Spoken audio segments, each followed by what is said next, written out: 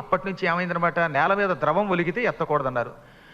ఓ నూనె సీసా పట్టుకెడుతున్నాం మనం, ఇంతలో ఈ నూనె సీసా మన చేతిలోంచి కిందకి నేల మీదకి జారిపోయింది. ఈ నేల మీద నూనె ఒలిగిపోతే దాన్ని అమ్మో అమ్మో అని మన పళ్ళెల్లో ఎత్తుకుని ఇంటికి తీసుకెళ్ళి దాంట్లో గారెలు వేయించి అవి పద్మాగర్ గారికి పెట్టకూడదు, మీరు తినకూడదు.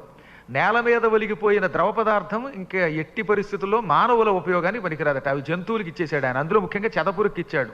పెరుగు కానీ పాలు కానీ నూనె కానీ ఒలిగిపోతే అవి మళ్ళీ ఎత్తి వాడుకోవడం నిషిద్ధం. బ్రహ్మగారు అలాగా ద్రవం ఎత్తవద్దు అని నిషేధం చేశాడు. అలా ఎత్తితే అది మహాపాపంట.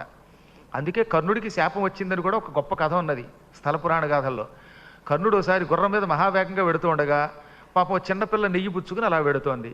ఈ గుర్రం దెబ్బకి ఆ పిల్ల చేతిలో ఉన్న నెయ్యి గిన్ని నేల మీద పడిపోయింది. ఆ నెయ్యేమో నేలలో మట్టిలో పడిపోయి మొత్తం నెయ్యి అంతా నేలపాలైపోయింది. అప్పుడు ఆ పాప, బాబోయ్ మా అమ్మ సవతి తల్లి ఈ నెయ్యి పట్టుకెళ్ళకపోతే నన్ను కొడుతుంది, అసలే సవతి తల్లి వల్ల నానా బాధలు పడుతుంటే ఇప్పుడు నువ్వు వచ్చి కొత్త బాధ ఇచ్చావు, ఈ నెయ్యిని పట్టుకెళ్ళకపోతే మా అమ్మ చంపేస్తుందని ఏడిస్తే నీకు ఎక్కడికైనా తీసుకెళ్ళి కొత్త నెయ్యి కొని పెడతానన్నట్ట.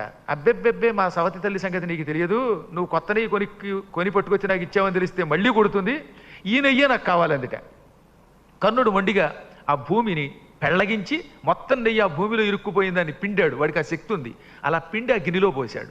అప్పుడు భూదేవి అతని చేతిలోనే ప్రత్యక్షమై మట్టితో ప్రత్యక్షమై వాడి చేతిలో ఉన్న మట్టి పెళ్లలో ఆకారంతో దర్శనమిచ్చి, మూర్ఖుడా, నేల మీద ఒలికిన ద్రవము ఎత్తరాదని బ్రహ్మదేవుని శాసనం, అయినా వినిపించుకోకుండా ద్రవం ఎత్తావు కాబట్టి నీకిదే నా శాపం, భవిష్యత్తులో నీ రథచక్రం భూమిలో కుంగిపోతుంది, అప్పుడు నువ్వు ఎంత గింజుకున్నా ఆ చక్రం పైకి తీయలేవు, నువ్వు చచ్చేదాకా చక్రం బయటికి రాదు అని చెప్పించింది. కాబట్టి అప్పటి నుంచి ద్రవం ఎత్తడంలా, ద్రవం పైకెత్తితే ఉపద్రవం వస్తుంది. అందుకని ద్రవములు పనికిరావు. ఆవు పాలు కానీ పెరుగు కానీ నెయ్యి కానీ నూనె కానీ కాఫీ కానీ టీ కానీ ఇవేవి పనికిరావు. ఈ ఘన పదార్థాలు పనికొస్తాయి. అందువల్లే నేల మీద పోసినటువంటి ధాన్యం ఎత్తుకోవచ్చు, బియ్యం, వడ్లు, గోధుమలు ఇవన్నీ మనం ఎత్తుకోవచ్చు. అవి ఎత్తుకోకపోతే అసలు మన ఎత్తుకోవాలి ఎవడొకడు. అందుకని ద్రవములు మాత్రం ఎత్తద్దన్నాడు, ఘన పదార్థములన్నీ మనవే అన్నాడు బ్రహ్మదేవుడు. అక్కడికి 2 వరాలు వచ్చాయి. అయినా